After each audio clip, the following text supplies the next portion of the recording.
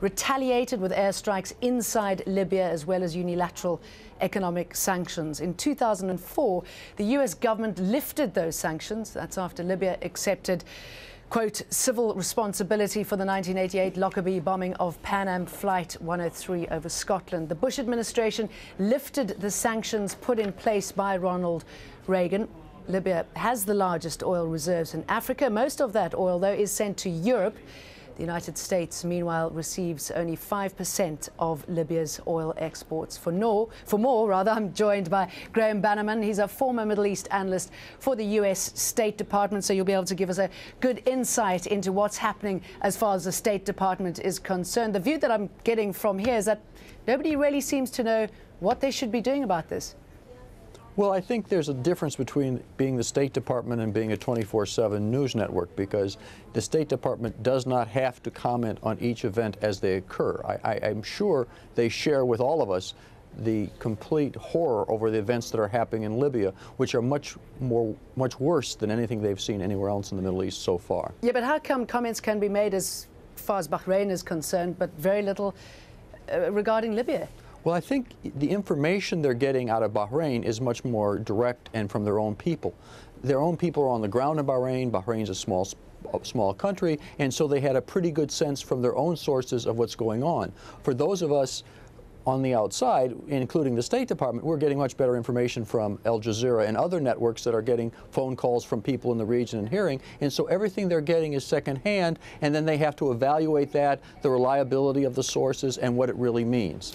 Does it matter what the U.S. says or what the U.S. does, considering how little leverage it really has in the region? Well, I think the difference between the United States' position on, like, Egypt and Bahrain is we had significant relationships. We had good relationships with those countries. We understand them quite well, and we cooperate on a range of issues. The United States and Libya still have a strained relationship. It's at best a strained relationship. And so we really have no influence on these people, or next to no influence. But isn't it important what the U.S. does now as far as its reputation in the region is concerned, the younger Libyans who are on the streets, and what they'd like to see as far as their relationship with the U.S. is going forward?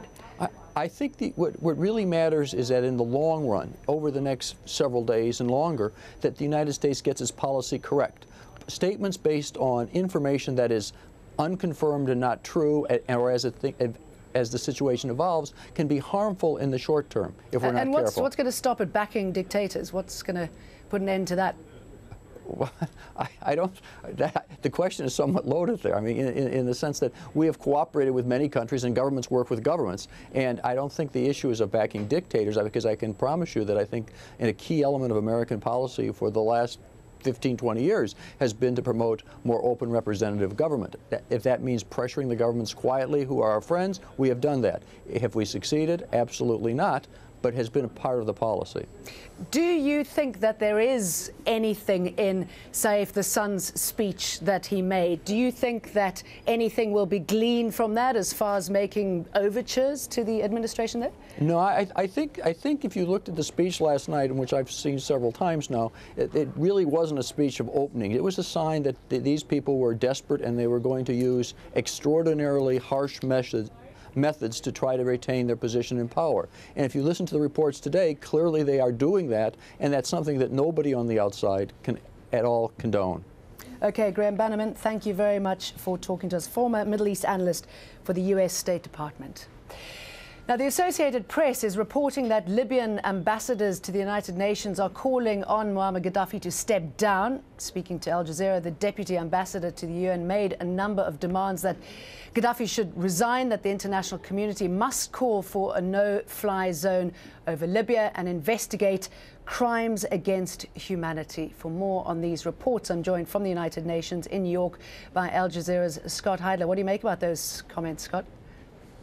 Yeah, and they were just made in the last half hour or so at the Libyan mission to the United Nations, just around the corner here from United Nations headquarters. Now, there was another one that was another demand through this statement that came through as well, and that was that there should be a corridor established to Benghazi. Now, that's been the epicenter of the violence against these demonstrators, and the deputy ambassador, Libyan deputy ambassador to the United Nations, called for a corridor to be created so medical supplies could get to Benghazi. So in addition to those those other things that included Colonel Muammar Gaddafi to step down. Also, they're asking for a pipeline of medical supplies to those hit hardest by this violence. So quite outspoken calls there by the UN, certainly a lot more than the US administration is making at the moment. It's also interesting that the Secretary General was able to talk to Muammar Gaddafi and later report on that.